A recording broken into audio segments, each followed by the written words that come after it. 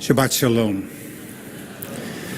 On behalf of the Union for Reform Judaism, it's a great honor to be part of this inspiring milestone celebration. With such a storied history, one could mistakenly think that Temple Emmanuel is mostly concerned with yesterday, but it's all about today and even more so tomorrow. 180 years when Temple Emmanuel was founded, the official Zionist movement had not yet taken root, yet most American Jews resisted its central premise. In 1893, Rabbi Gustav Gottheil, the rabbi of this noble congregation, told delegates at the World Parliament of Religion that Palestine is no longer our country. His view was completely in line with 19th century Reform Judaism, which believed that we Jews were no longer a nation, but rather full citizens of these United States who did not wish to return to our ancient homeland. That was, of course, before the traumas of the 20th century, especially the Holocaust. The story of Reform Judaism is powerfully captured within the history of this congregation, which transformed from its non-Zionist past to become one of the pillar congregations of our Reform movement's commitment to Israel. This inspired congregation helped reject the view of founders of our movement that caring for our own people was somehow outdated tribalism. Emmanuel is still vibrant 180 years later because you have understood that being Reformed means being willing to change, adapt, and yes, even transform.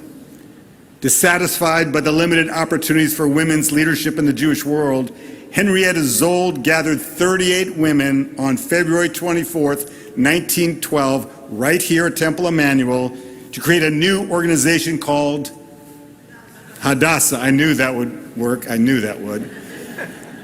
Under her leadership, this new organization grew and now includes over 300,000 members committed to the promotion of Jewish institutions and enterprises in Israel, including the world-renowned Hadassah medical centers in Jerusalem that are staffed equally by Palestinian Israeli citizens of Israel and, of course, many Jewish medical personnel. This congregation was the spiritual home of a number of the most important and influential leaders of the world Jewish community, people like Louis Marshall, one of the founders of the American Jewish Committee and a galvanizing figure who led the Jewish Agency for Palestine in creating the infrastructure for the nascent Jewish state. People like Nathan Strauss of Macy's and Abraham and Strauss, who used his wealth and devotion to his people to make sure that American Jewry and the members of this congregation did their part in creating a homeland for the Jewish people. This congregation's leadership in Jewish life is not contained simply in the 19th and 20th centuries. No, in this 21st century, Temple Emmanuel has been and continues to be a beacon of commitment and care for the Jewish people here and around the globe. And while doing so, did not in any way diminish their commitment to the well-being of all of God's children here and around the world and in the land of Israel as well. On that fateful October 7th, when the unimaginable happened in Israel, this congregation responded with unbounded love and support. That excruciating day will be remembered for the rest of Jewish history, as will the immense solidarity that followed. I stand before you wearing this Bring Them Home talit, reminding us that while we celebrate tonight, 59 hostages remain in captivity in Gaza.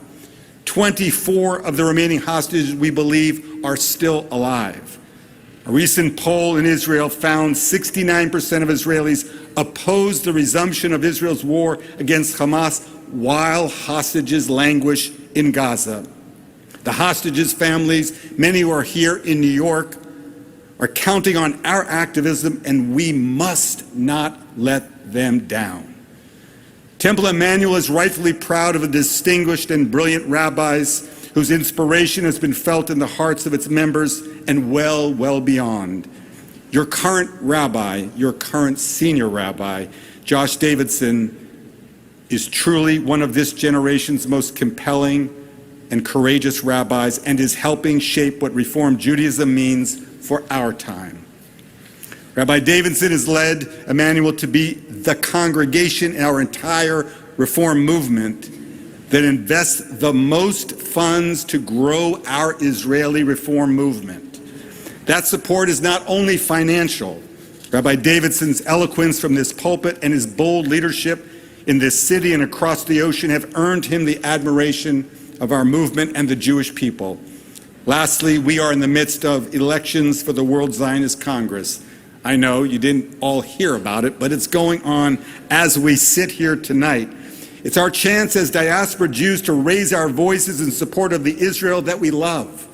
While the Reform movement is the largest Jewish denomination in North America, we are a minority in Israel, just 8%, partly due to the lack of government funding in comparison to the Orthodox communities. Your votes will help allocate billions of dollars and ensure key leadership roles for our Israeli Reform leaders so they can strengthen the values of democracy, freedom, pluralism, and security.